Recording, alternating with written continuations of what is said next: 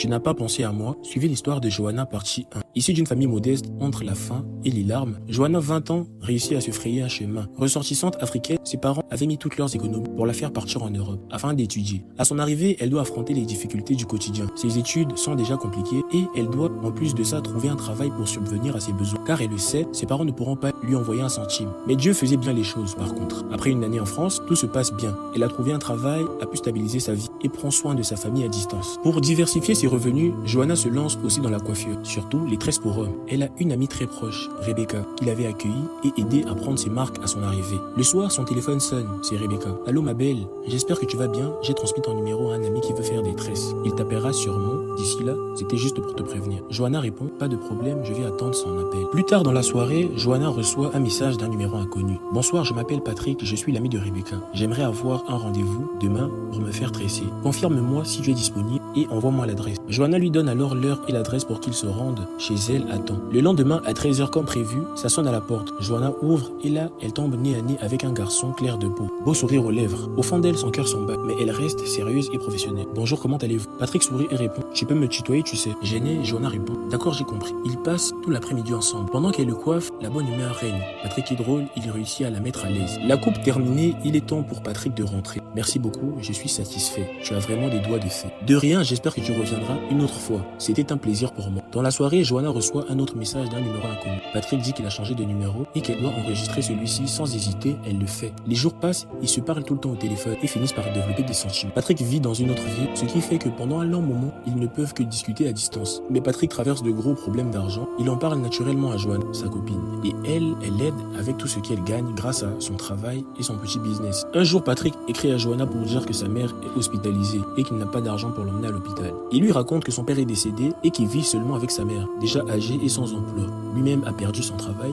Ils se retrouvent donc tous les deux sans revenus. Émue, Johanna lui envoie de l'argent. Plus tard dans la journée, elle lui fait encore un autre virement pour acheter des produits et de quoi manger. Pour elle, c'est normal. Patrick est celui qu'elle aime, elle se doit de le soutenir dans toutes ses épreuves. Johanna a une autre amie en dehors de Rebecca qui s'appelle Vanessa. Elle lui raconte ses amours avec Patrick et aussi le fait qu'elle l'aide financièrement. Vanessa la soutient, mais lui conseille quand même de faire attention. Un détail interpelle Vanessa. Les deux s'appellent jamais.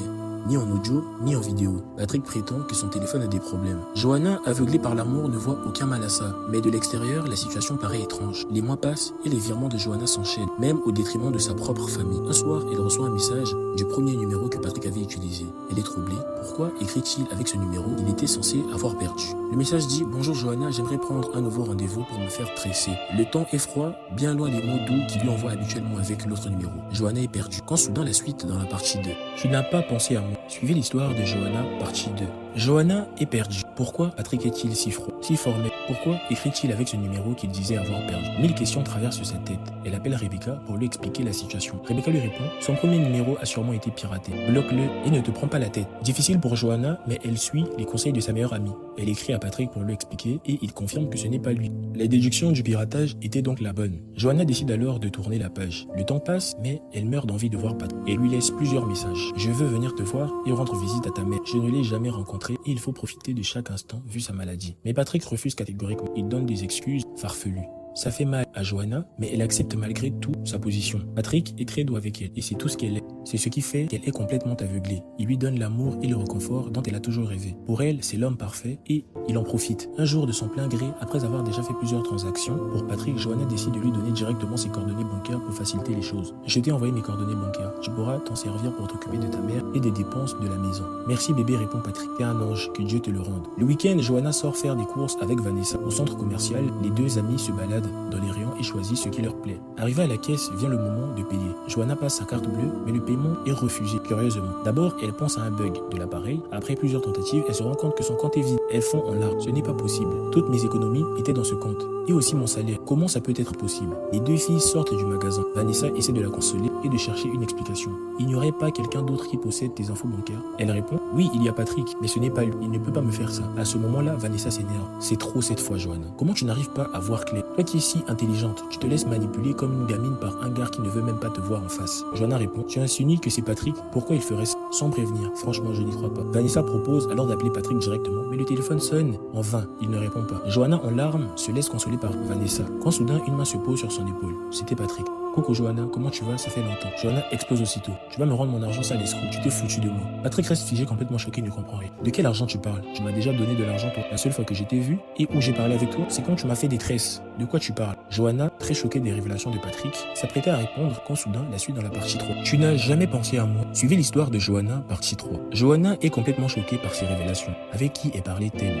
Si ce n'était pas Patrick depuis tout ce temps. Vanessa, elle ne croit pas un seul mot. Tu n'es qu'un menteur. Tu veux jouer la carte de la folie. Si Johanna ne parlait pas avec toi, alors avec qui entretient-elle une relation? Patrick répond calmement. Une relation? Mais quelle relation? Je ne lui parle même pas. D'ailleurs, je lui ai écrit récemment pour prendre un autre rendez-vous afin de faire des tresses. Mais je n'ai jamais eu de réponse. À cet instant, Johanna se souvient de ce message reçu du numéro initial de Patrick, celui avec lequel ils avaient pris rendez-vous la première fois. Elle dit alors, mais qui est donc celui qui utilise le deuxième numéro? Celui avec qui nous parlons depuis tout ce temps. Je n'ai pas de deuxième numéro, dit Patrick. Tu t'es sûrement fait piéger. Et moi, on m'a volé mon identité. Rien que pour ça, on doit tirer cette histoire au clair. Les trois décident d'aller chez Johanna pour réfléchir. Qui pouvait vouloir escroquer Johanna? Cette dernière prend son téléphone et s'apprête à appeler Rebecca pour l'informer.